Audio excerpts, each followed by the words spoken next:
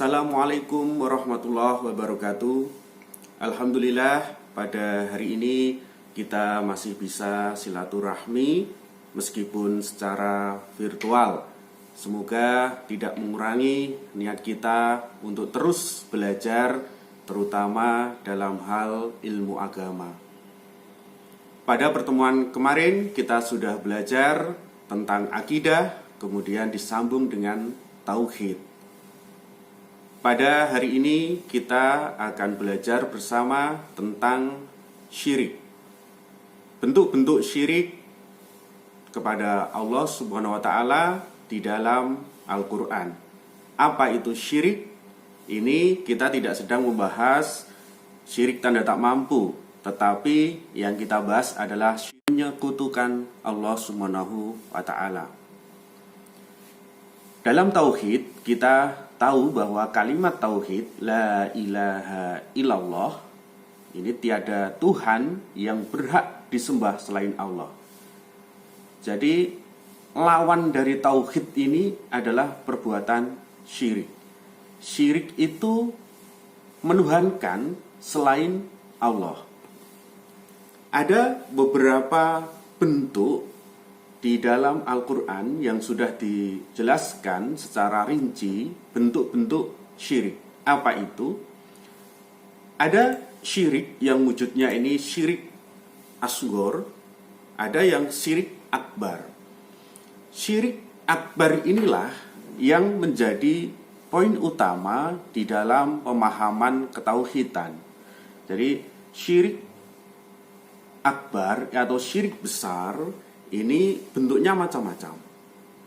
Salah satu bentuknya yaitu syirik doa. Yaitu kita berdoa selain kepada Allah, ini sudah masuk pada ranah syirik akbar. Kemudian ada syirik niat. Jadi keinginan, tujuan ini menunjukkan ibadah yang ditujukan kepada selain Allah Subhanahu wa taala. Ini juga merupakan syirik akbar. Ada lagi yaitu syirik ketaatan. Bagaimana wujudnya? Kita taat, misalnya kita taat dengan hal-hal yang selain Allah. Ini juga syirik akbar. Ada lagi syirik mahabbah. Syirik mahabbah itu ada kecintaan. Ini menyamakan selain Allah dengan hal kecintaan yang lain, termasuk kecintaan dunia. Ini juga bisa masuk di dalam syirik akbar. Sedangkan pada syirik asghar ini adalah syirik kecil. Jadi syirik yang mengurangi ketauhidan seseorang ini. Jadi termasuk syirik kecil ini bersumpah selain nama Allah. Ini syirik kecil. Di dalam Al-Qur'an dijelaskan bahwa syirik-syirik ini, jenis syirik bisa berupa sihir. Nah, ini juga masuk dalam kategori syirik. Sihir, ya, percaya dengan hal-hal yang seperti perdukunan. Kemudian sihir dilawan dengan sihir. Nah, ini juga syirik. Contohnya misalnya nusroh. Nusroh itu ketika ada orang kena sihir, kemudian dilawan juga dengan sihir, nah ini juga sudah merupakan wujud dari perbuatan syirik. Intinya, ketika kita menyembah selain Allah SWT, ini kita sudah menjadi orang yang musyrik. Jadi istilah syirik ini perbuatan. Sedangkan orangnya ini masuknya namanya musyrik. Ini dua hal yang berbeda. Sehingga orang yang sudah berbuat syirik bisa digolongkan orang-orang yang musyrik. Ada lagi bentuk syirik di dalam Al-Quran. Ini ada tanjim. Tanjim itu perbintangan. Jadi percaya dengan bintang. Mungkin dulu ketika masih Anda ya masih usia-usia SMA, ini sering percaya dengan bintang-bintang, percaya dengan zodiak. Nah, ini juga masuk di dalam kategori syirik, tanjim artinya. Ada lagi tiaroh. Tiaroh itu istilahnya tanda-tanda. Percaya dengan tanda-tanda yang di luar tanda-tanda yang ada di dalam keislaman kita. Nah, itu juga masuk di dalam tiaroh. Ada juga tamaim. Tamaim itu percaya dengan jimat. Jadi misalnya Anda punya menyimpan barang yang dikeramatkan, yang dijimatkan, Anda percaya pada kekuatannya selain kekuatan Allah. Ini juga sudah merupakan masuk di dalam kategori syirik. Ya. Di dalam Al-Quran sudah dijelaskan ayat-ayat yang menjelaskan tentang syirik. Seperti surat An-Nisa ayat 48, kemudian ayat 116, Al-Maidah 72, kemudian Al-Mumtahanah ayat 12, Al-An'am ayat 148.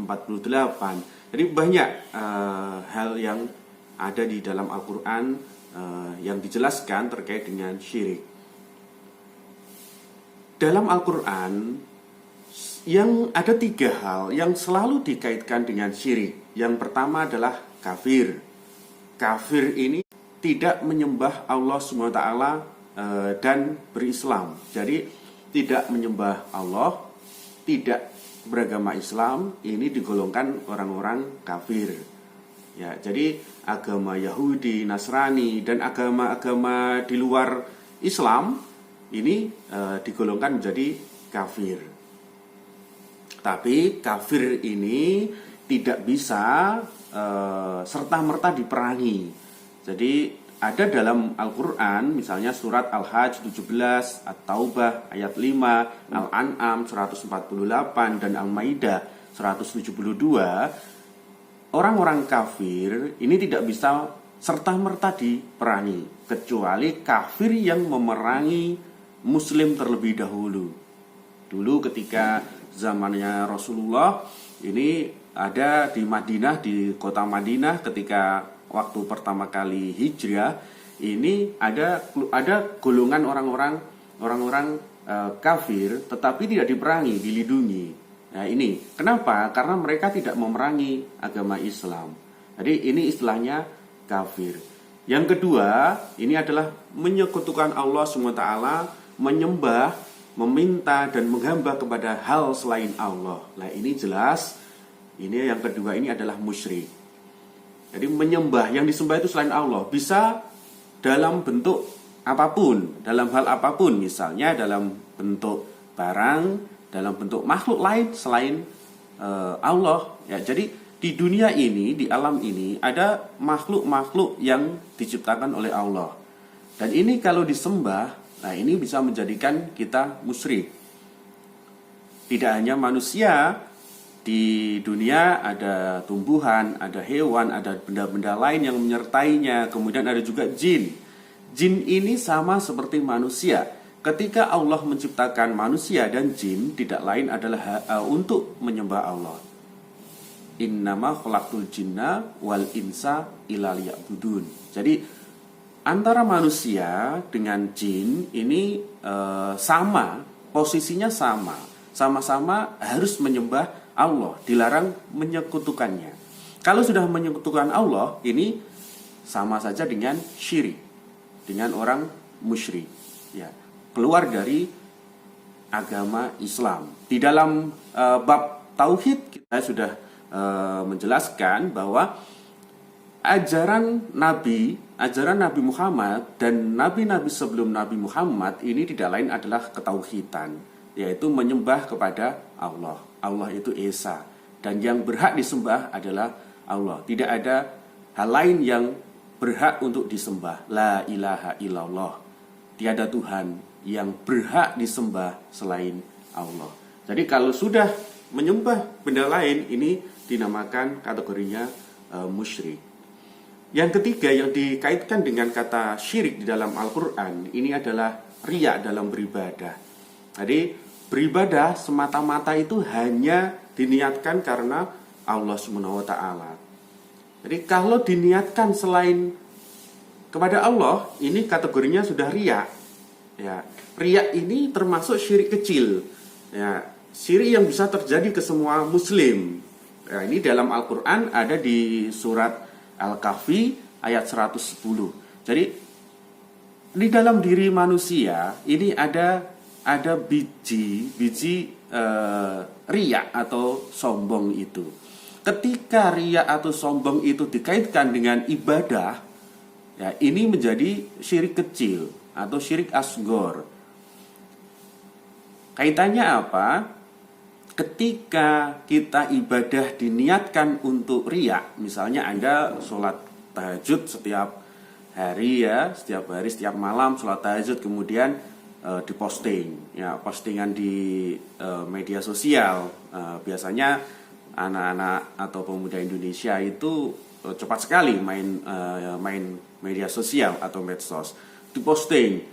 Postingnya dalam bentuk video misalnya, tidak hanya di Instagram, story Instagram, dilinkkan ke Facebook, dilinkkan ke status WA.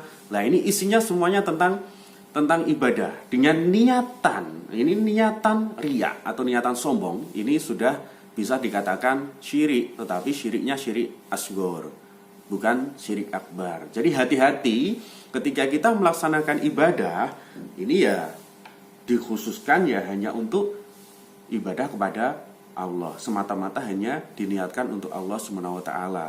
Jadi itu. Kemudian satu lagi di dalam Al-Qur'an yang selalu dikaitkan dengan syirik adalah terlena dengan nikmat yang diberikan oleh Allah Subhanahu wa taala. Jadi lupa bersyukur. Ini di dalam Al-Qur'an ini sering dikaitkan dengan syirik asghar. Jadi kalau kita mendapatkan kenikmatan, kita tidak boleh melupakan itu. Kita harus selalu bersyukur. Jadi bersyukur ini tidak hanya pada saat bahagia, tetapi juga pada saat sengsara. Ya, kadang kita menggerutu misalnya saat sengsara, Allah ini tidak adil.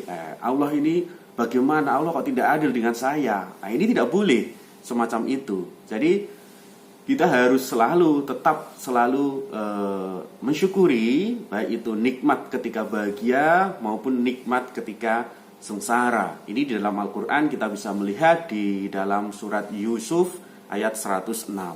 Jadi kita sebagai manusia ciptaan Allah ini hendaknya selalu pasrah kepada Allah, kemudian selalu bersyukur dengan nikmat-nikmat yang diberikan, dan selalu menyembah pada Allah, tidak menyekutukan Allah pada hal yang lain. Jika kita sudah menyekutukan Allah pada hal yang lain, ini sudah dikategorikan pada kategori syirik. Apalagi kita meminta pertolongan kepada selain Allah. Dalam hal minta pertolongan ini, kita minta ya berdoanya kepada hal selain Allah.